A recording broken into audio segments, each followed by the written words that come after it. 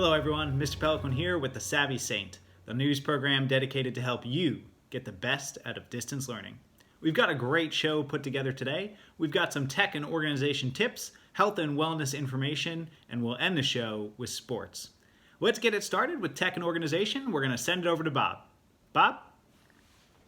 Hello everyone. Today we're going to be talking about what we need to do to get our day started right with regards to tech and organization.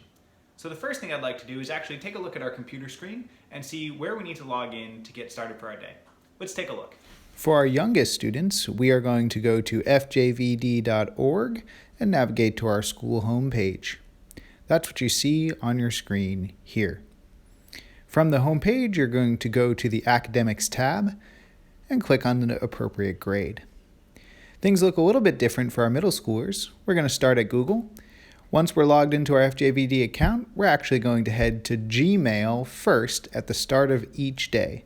And I want to take a moment to explain why that is. So why start at Gmail for our middle school students? Well, Gmail will provide you with notifications about both your assignments due that day and assignments that may have been returned to you. Now, assignments are returned for two reasons. Firstly, that assignment has been graded and returned to you with comments.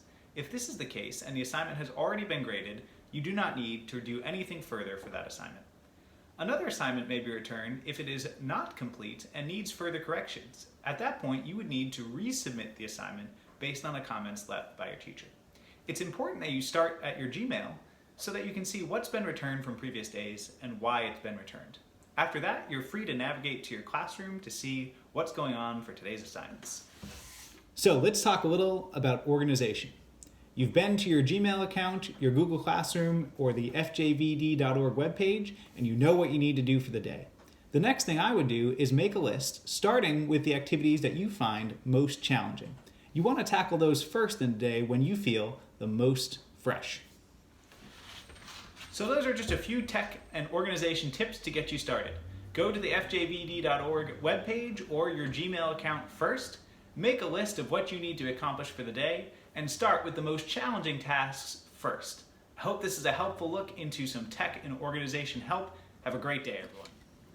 Thanks for those updates, Bob. So important that students start the day with a clear list of what they need to accomplish and that they put their most challenging tasks at the top of that list. Also, great advice about our middle school students possibly starting with their Gmail accounts first so that they can see what assignments have been returned and for what reason they've been returned. Now, let's send it over to Jim for some health and wellness updates. Jim? Thanks for joining us for the health and wellness segment. Today, I want to talk about the role that routine plays in living a healthy distance learning lifestyle. During the regular school day, routine is built in for us. We know when our classes are going to start and end. There's a bell that rings to tell us when to transition, and we always know when lunch and recess is coming. But that's not the case when we're distance learning. So what kind of routines do we need to establish to be the best we can when distance learning? It all starts with sleep. You need to be getting a good 6 to 8 hours of sleep every night, which means making sure you have a set time to go to sleep and a set time to wake up in the morning. Secondly, you need to make sure you're fueling your brain with the proper food to get the energy you need to be successful. This means planning time for a healthy breakfast and lunch during the day. Lastly, distance learning can cause us to be stationary, seated for long amounts of time in front of a screen. So make sure you incorporate some movement breaks throughout your day. For more on that, we're going to go to sports.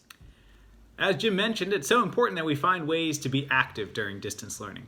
Oftentimes we're sedentary, sitting in front of a computer for long stretches of time. One helpful way to do this would be to plan out specific activity breaks in your schedule. For example, creating a pattern such as complete 3 tasks, then take an activity break, and continue with this pattern throughout the day. 3 tasks, then an activity break. So what kind of activity breaks are we talking about? Well, I'm glad you asked. Let's take a look. Getting outside for a walk or a run. Juggling a soccer ball. It could be as simple as just doing 5 push-ups or 5 jumping jacks to get the blood flowing. But remember, the important thing is that you take frequent and consistent movement breaks. Think about establishing a pattern like 3 tasks, then take a break. I hope this is helpful for you. Have fun getting up and moving. Mr. Pelican, back to you. Thanks, Steve. That does it for today's show. We've had some great tips and tricks in tech and organization. We learned a little bit about routine in health and wellness, and how to do some movement breaks from Steven Sports.